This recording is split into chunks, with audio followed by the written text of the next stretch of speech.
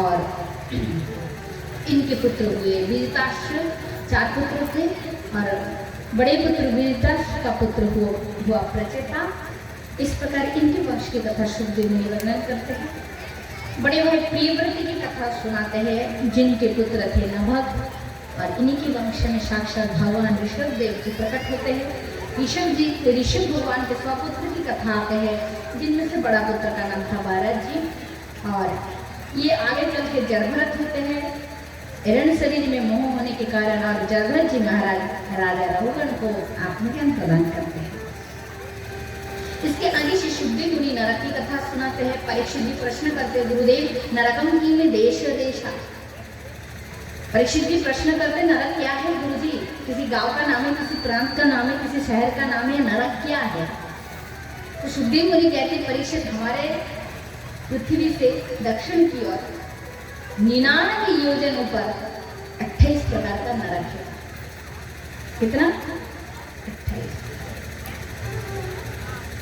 रैलोक, महारैलोक, कालसूत्र, कुंभिपाक, ये सब एक नरक का नाम है। मनुष्य जब जीवन में बहुत बड़ा बड़ा पाप करते हैं कि नहीं, पाप लोगों का धन चोरी करना, दूसरों को ठगाना, पराये वस्तु के ऊपर लोभ करना, दूसरे से हिंसा करना, क्रोध करना, मारना, हत्या करना, डकैती करना, चोरी करना, अदालत में किसी के नाम में झूठे गवाह देना, और जानवर की हत्या करना, पशु को काटना, माता पिता को दुख देना, ठीक, सब पाप का हिस्सा वही कर देता है।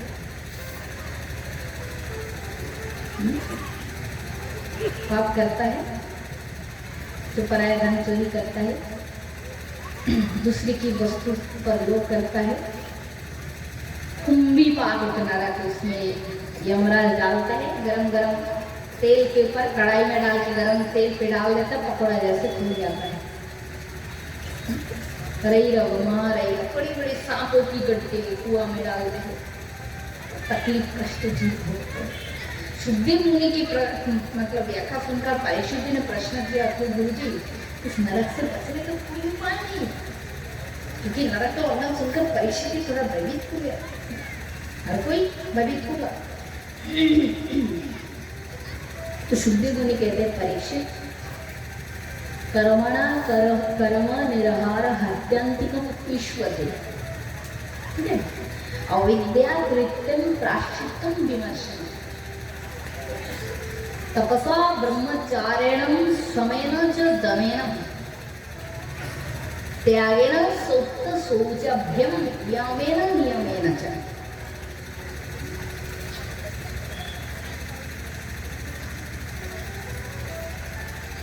यहाँ पर 3 श्लोक वर्णन की है। वैसे तो श्लोक हजारों है, 18,000 श्लोक भागवत जी में है, और शादी में कितना कहते हैं? मेरे गुरुदेव ने मुझे जितने दिए हजारों श्लोक, उसमें से शायद मैं 100 ही कह पाती हूँ शादी में। अब पूरे श्लोक ही श्लोक कहेंगे तो फिर समझ में कुछ नहीं आएगा। और उसके साथ श्रीमद् भगवद गीता मिले हुए, कुछ उपनिषद का मिले हुए, 1-2-4 वेद का मिले हुए है, फिर बंगला बहुत सारे मिले हुए हैं। मेरे जितने शिक्षा में मुझे प्राप्त हुआ उससे मतलब 100% में 5% श्लोक खाली शादी में मैं कह पाती हूँ, ओनली 5%, और 95% मेरे अंदर ही धरे धरे। टाइम नहीं, समय नहीं होता है, बहुत उदाहरण है, बहुत सारी कथाएं कहनी पड़ती कथा में। तो केचित् केवलय भक्तय वासुदेव परायण अदन्वन्ति कातरं निहारमेव भास्करं। सुखदेव मुनि कहते, परीक्षित तुम कह रहे हो कि मनुष्य पाप करे, और ऐसा भूल से यदि कोई पाप हो जाए और उस पाप के भोग के लिए उसे नरक जाना ना पड़े, तो उसके लिए कोई उपाय है? अगर ऐसी बात है तो परीक्षित उसके लिए एक ही उपाय है। क्या?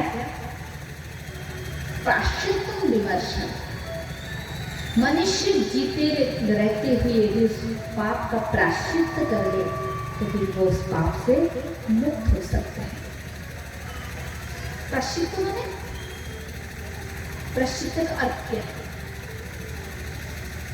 हम लोग जो कहते हैं ना प्रायश्चित, उसका अर्थ क्या है?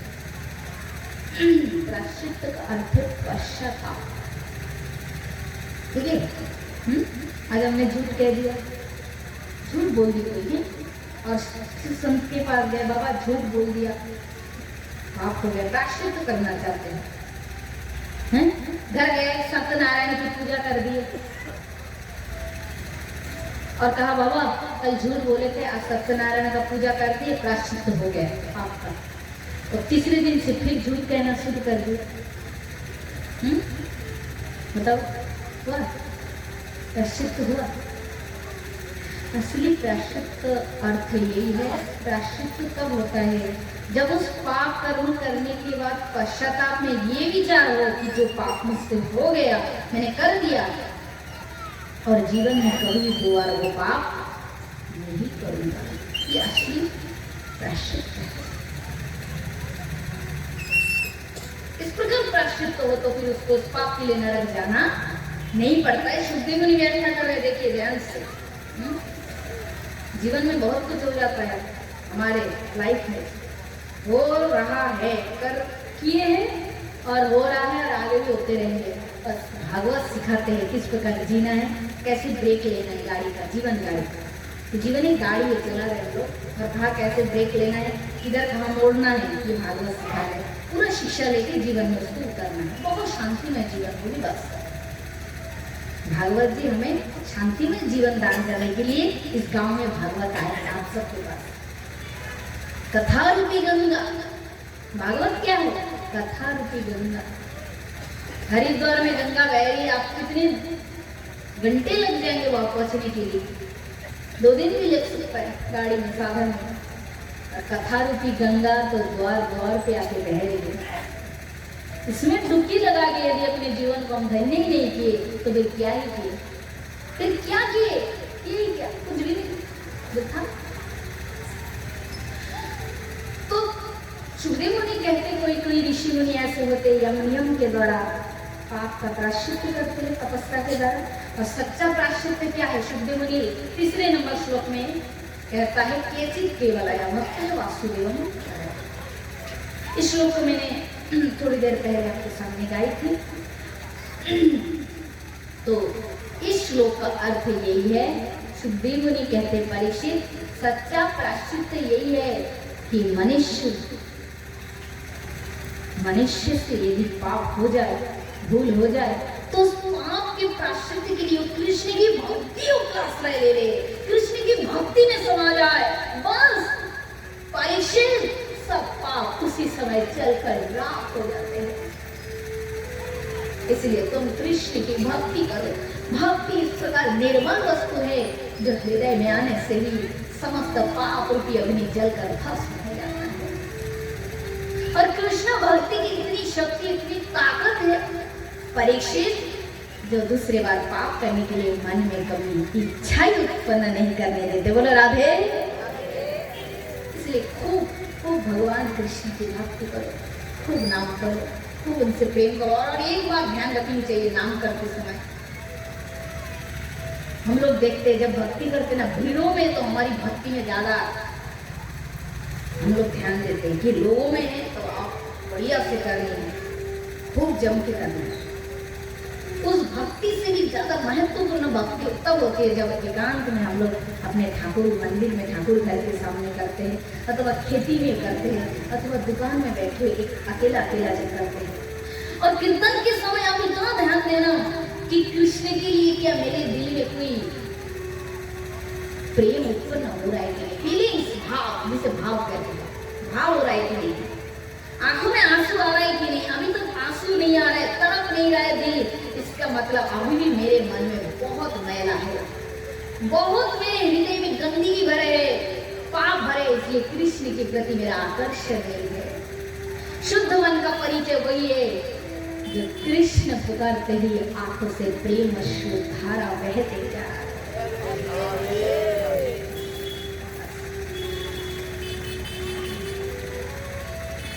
किंतु वो रोना नहीं चाहिए। नाम यज्ञ कीर्तन में भी रोते हैं लोग, देखिए कीर्तन में भी रोते हैं, ऐसा नहीं, कैसा रोना? अरे बहन देखो कितनी रो रही है, बाद में पता चलता है और थोड़ी उम्र में अल्पाई में पोती मर गए, विधवा हो गए, तो बहुत दुख के एकदम आटू पाटू हो गए। वो वाला रोना का कोई दाम नहीं, कोई माया संसार के लिए हाथी के सूर के जैसे धारा बहा रहे हैं, वो रोने का कोई दाम नहीं। चैतन्य महाप्रभु सिखाते हैं कृष्ण के लिए रोना, न धनम न जन्म न कविता न जगदीश सुंदरे मम जन्म न जन्मांतरे भक्ति, वही महाप्रभु कहते हैं। वो रोना रो हृदय से, कैसे रोना? जैसे कि दरिद्र का धन, दरिद्र व्यक्ति बहुत दरिद्र और अकस्मात बहुत बड़ा संपत्ति उसे मिले, धन मिल जाए और उस धन को खोने के बाद जिस प्रकार वो आकुल व्याकुल होकर धन के लिए व्याकुल होते हैं, वैसे ही कृष्ण के लिए तड़प होनी चाहिए कि कृष्ण तुम मेरे बंधु, तुम मेरे बहुत अपने हो। कि कृष्ण क्या कभी भी मुझ जैसे अधम व्यक्ति क्या कभी भी इस नयन से तुम्हारा दर्शन कर पाऊंगा? क्या मेरे जीवन में कभी ऐसा भाग्य होगा एक बार तुमसे मैं मिल सकूं? हे कृष्ण, क्या मैं कभी भी तुम्हारी चरण की कृपा पाऊंगा? अति बहुत बहुत हृदय से कृष्ण मेरी अति अपना है, बहुत अपना है, वो मेरे सबसे निज बंधु है। इस प्रकार अकुल व्याकुल हृदय से नाम करते हुए कृष्ण को पुकारो। और यदि भाव ना आए, कोशिश करना चाहिए कि मेरे भाव क्यों नहीं हो रहा है, अपने आप अंदर चेष्टा करनी चाहिए कि नाम करता हूँ, रोना क्यों नहीं आता है, कृष्ण के लिए व्याकुलता नहीं आता है। ऐसे विचार करते करते कब तुम्हारे अंदर गोविंद की कृपा, राधा रानी की कृपा होगी और तुम्हारे नयन धारा से प्रेम गंगा बहेगी, तुमको भी पता नहीं।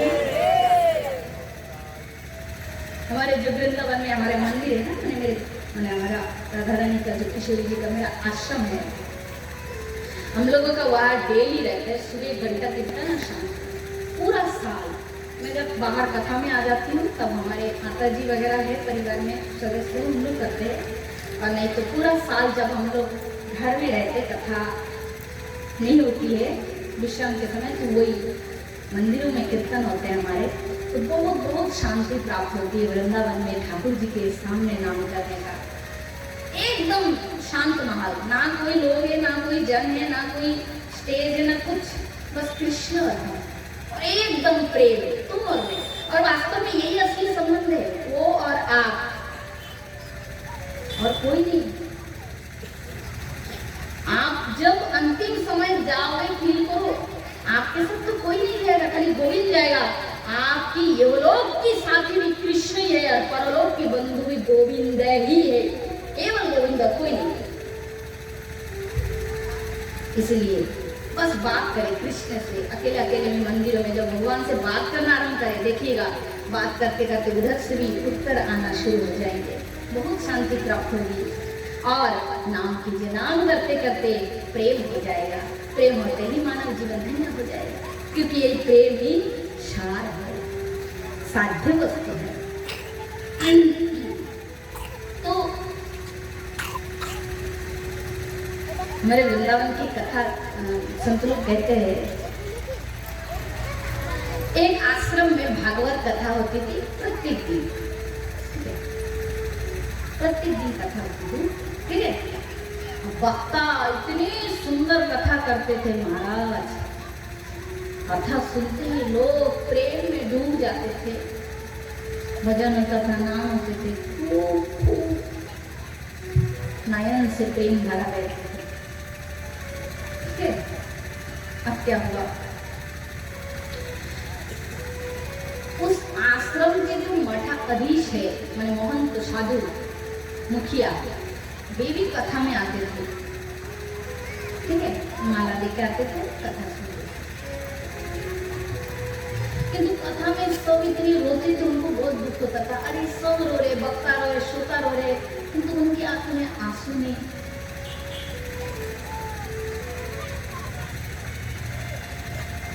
1 2 3 दिन करके 4 5 दिन निकल गए, सब रोते, उनको रोना है। क्या सोचे कि इतनी बड़ी मठाधी से हम हैं, इतने बड़े साधु संत की तू, संसारी लोग कृष्ण नाम में रो रहे, मैं इस मठ का मालिक हूँ, मेरे अपने कृष्ण नाम में वेद बुद्ध असुर। एक दिन क्या किए, मिर्ची पाउडर होता है जानते ना, मिर्ची पाउडर ले लिए, दुख है मन में, भाव नहीं है, बस नहीं है किंतु दुख है मन में, मिर्ची पाउडर ले लिए, माला थैली में, और जैसे कोई पैथेटिक वाला भावुक लिया, वक्ता कह रहे थे, श्रोता तो झुम के रो रहे थे, झुम के रो रहे थे। उस महंत ने क्या किया, मिर्ची पाउडर लिया, बस आंख में मर गया, आंख में लगा दिया। अब तो बताओ मिर्ची पाउडर आंख में लगने से क्या होगा, जलेगा? अब तो खूब पानी निकल रहा, पानी निकल रहा। वक्ता ने दिखा रही, आज की कथा में सब तो जनता तो डेली रोते, मठाधीश भी इतने भावुक के रो रहे। वक्ता क्या किए, पंडाल सूख के गए और उस बाबा जी को, संत को जाकर हृदय से लगा लिया। जैसे हृदय से लगा ली, इतने समय तो मिर्ची का आंसू निकल रहा था, अब सच्चे में उनके शरीर में सात्विक विकार उदय हो गया, और प्रेम में इतनी अश्रुधारा, इतने कंपन हो रहा था सारे शरीर पर। सब देखते ही रह गए, देखते ही रह गए, सब लोग देखते ही रह गए। भगवान भी देखा कि अरे इसके मन में भाव नहीं तो क्या हुआ, भाव के लिए कितनी व्याकुल है, तो गोविंद भी रीझ गए और गोविंद ने सच्चा भाव दे दिया। बोला राधे।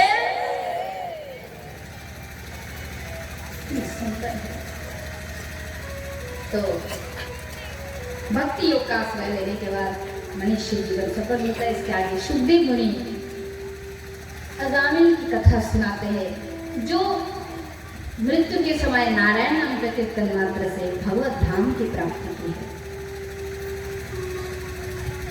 सुखदेव मुनि कहते हैं, परीक्षित, जब समस्त देवताओं की राजा देवेंद्र इंद्र अपने गुरुदेव बृहस्पति जी का तिरस्कार किया है और बृहस्पति जी देवता का त्याग करके चले गए, तो देवताओं ने ब्रह्मा जी के आश्रय से त्वष्टा मुनि के पुत्र विष्णु को गुरु रूप में स्वीकार किया। विष्णु देवताओं के गुरु बने और उनसे शक्ति संपन्न होकर देवता और दैत्य में युद्ध हुआ।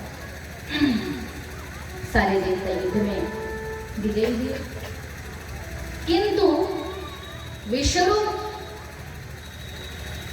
त्वष्टा मुनि के पुत्र थे और विष्णु की माता थी असुर कुल की कन्या, इसलिए मामाओं में बड़ा प्रेम होने के कारण छिपे छिपे यज्ञ का भाग देने लगा। इंद्र को जब ये बात पता चला, इंद्र कुपित होकर विष्णु का वध कर दिया। त्वष्टा मुनि कुपित होकर यज्ञ किए, वृत्तासुर प्रकट हुआ और वृत्तासुर इंद्र को स्वर्ग में मारने के लिए चल पड़े। सुखदेव मुनि कहते पूरा भागवत चैप्टर में है अभी, है ना, पूरी कथा चल रही है। तो सुखदेव मुनि कहते हैं, परीक्षित, जो वृत्तासुर जो है ना, राक्षस असुर, ये पूर्व जन्म में चित्रकेतु नामक राजा थे। ये भगवान के परम भक्त थे, किंतु छोटे से भूल अपराध के कारण माता पार्वती ने उनको श्राप दे दिया और ये असुर बन गए। किंतु भक्ति की इतनी शक्ति, असुर शरीर मिला किंतु भक्ति नष्ट नहीं हुई, वही भक्ति फिर दूसरे जन्म में फिर प्राप्त हो गया।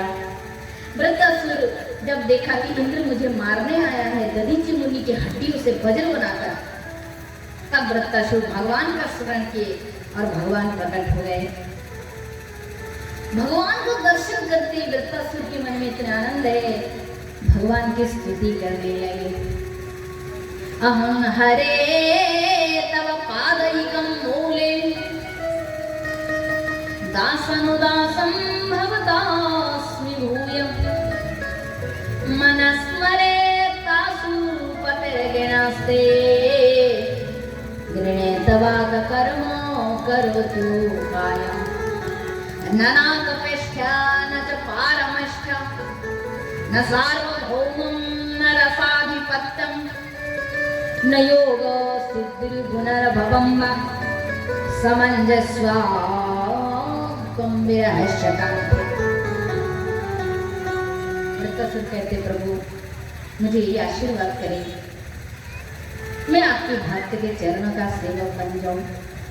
कम से कम आप अपने भक्त को जब दर्शन देने आएंगे तो आपकी भक्त का दास बन के सेवा करता रहूंगा, आपका दृष्टि भी मुझ पर पड़ेगा तो मैं धन्य हो जाऊंगा।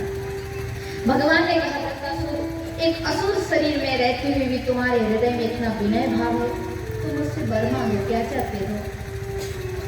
तो भक्तासुर कहते प्रभु ना मुझे राजा बनना है, ना इंद्र बनना है, ना ब्रह्मा बनना है, मुझे कुछ नहीं चाहिए, बस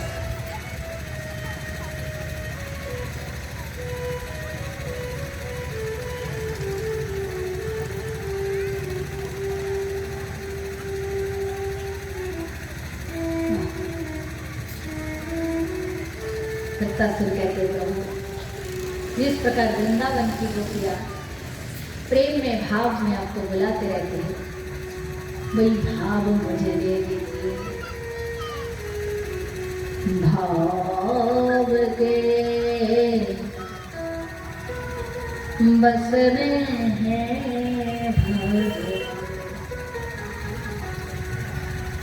भाव नहीं तो भाव नहीं तो सब विधि झूठा, वृथा सकल विधान। भाव के बस में है भगवान, भाव के बस में है भगवान।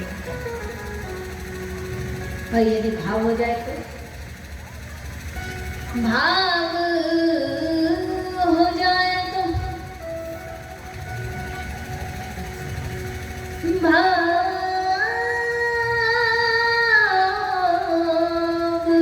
हो जाए तो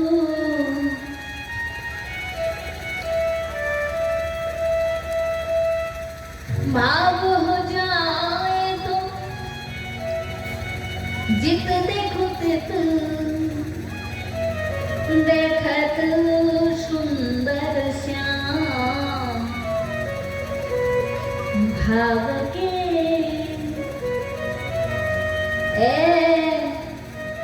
बस में है भगवान।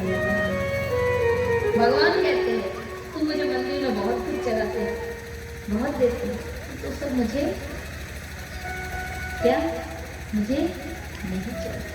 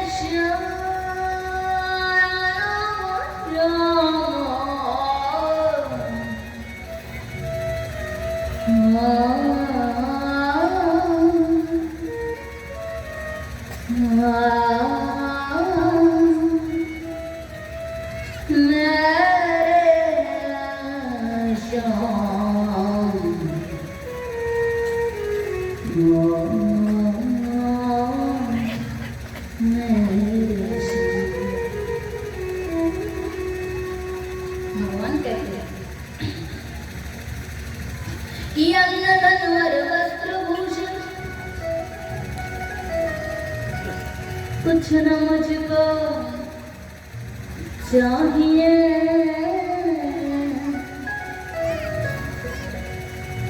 अन्न धन वर वस्त्र भूषण कुछ न मुझको चाहिए। तो क्या चाहिए प्रभु आपको? तो भगवान कहते हैं कि आप हो जाए मेरा, बस तुम मेरे हो जाओ, आप हो जाए मेरा, यही मेरा सत्कार है, भाव का भूखा मैं और भाव ही तो सारे हैं। बांध लेते भक्त मुझको ओ मेरे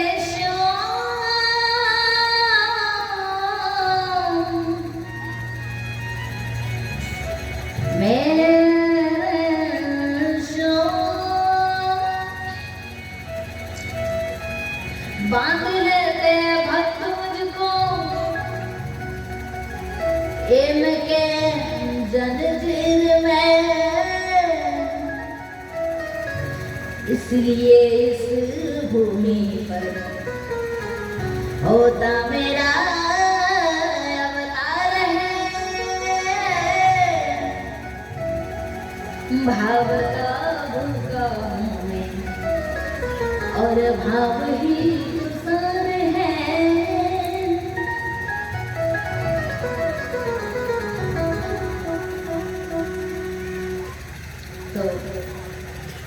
श्री दत्तासुर ने स्तुति किया है, कहा प्रभु मुझे बस भक्ति दीजिए। भगवान बहुत प्रसन्न हुए और इंद्र ने वज्र का प्रयोग किया, असुर शरीर नष्ट होकर देव शरीर को प्राप्त किए और भगवान के सानिध्य धाम प्रस्थान किए। इसके आगे श्री सुखदेव मुनि भक्तराज प्रहलाद की कथा सुनाते हैं, जो सर्वभूत व्यापी भगवान का अनुभव करते थे। पिताजी ने उनकी भक्ति को बहुत विरोध किया और कहा प्रहलाद तुझे तेरा भगवान कहाँ पे दिखता है। प्रहलाद जी के जो तत्वज्ञान का चक्कर है ना, आत्मिक ज्ञान देते हैं, सुंदर चक्कर है। कल की कथा की शुरुआत में इसका चर्चा करेंगे, थोड़ा बड़ा है और इस प्रकार की चर्चा आज बहुत हो गया, इसलिए मैं सोच रही हूँ कि ज्यादा हो जाएगा, इसलिए आज नहीं करेंगे, कल की शुरुआत में करेंगे। केवल लीला कथा का ही वर्णन करते हैं। तो प्रहलाद कहते पिताश्री यत्र तत्र सर्वत्र मेरे हरि है। सामने एक स्तंभ था, बोले इसमें भी तेरा भगवान है। बोले हाँ। बोले ठीक है, तो स्तंभ को नष्ट कर देता हूँ, ना स्तंभ रहेगा ना तेरे भगवान रहेंगे। जैसे स्तंभ पर प्रहार किया, स्वयं भगवान नरसिंह देव स्तंभ से प्रकट हो गए हैं। बोलिए नरसिंह भगवान की जय, बोलिए प्रहलाद महाराज की जय। जय जय श्री राधेश्याम। भगवान नरसिंह हिरण्यकश्यप के संग युद्ध किया है और ब्रह्मा जी के वरदान के अनुसार न दिन न रात, न अस्त्र न शस्त्र, भगवान अपने नौखों से उसका उदर फाड़ दिया। और प्रहलाद जी महाराज को भगवान ने हृदय से लगा लिया। भगवान ने कहा प्रहलाद वर मांगो, क्या चाहते हैं?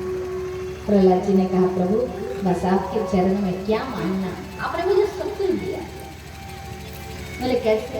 बोले आज तक आपने हैं, आपका प्रिय आपका बलराम है, भाई है, उनको कभी गोद में लिया? बोले नहीं। बोले अपने जो आपका जो इष्ट मानते, बंधु मानते शंकर को आपने कभी गोद में लिया? नहीं। बोले नहीं। बोले आपकी अर्धांगिनी लक्ष्मी जी है, प्रिया है, उनको कभी अपने गोद में लिया? बोले नहीं। तो भगवान आपके भाई, आपके मित्र, बंधु, आपके इष्ट, आपकी पत्नी, जिसको इन सबको जो सुख नहीं मिला वो सुख आज मुझे मिल गया है। आपने मुझे अपने गोद में बिठा लिए, मुझे क्या चाहिए? मुझे तो सब कुछ मिल गया है। तो महाराज जी भगवान अति प्रसन्न बोले प्रहलाद ब्रह्मणी काम प्रहलाद जी कहते हैं भगवान मुझे यही वर दो कि आप मुझसे मत कहो कि वर मांगो, क्योंकि वर के माया में फंसाती है, कुछ नहीं। बस मेरे पिताजी ने बहुत अपराध किया था, उसे नरक में मत डालना भगवान, यही प्रार्थना। भगवान कहते प्रहलाद क्या कहते हैं, तुम्हारे जैसे भक्त जिस कुल में जन्म ले ले उस कुल के 21 पीढ़ी मेरे धाम चले जाते हैं। तुम्हारे पिता तो कब का मेरे धाम प्रस्थान के पार्षद बन गए। बोले बस प्रभु और फिर मुझे कुछ भी नहीं है, मैं बहुत प्रसन्न हूँ। तब भगवान ने कहा कि प्रहलाद, फिर तुम्हारे पिता के राज को तुम संभालो। और भगवान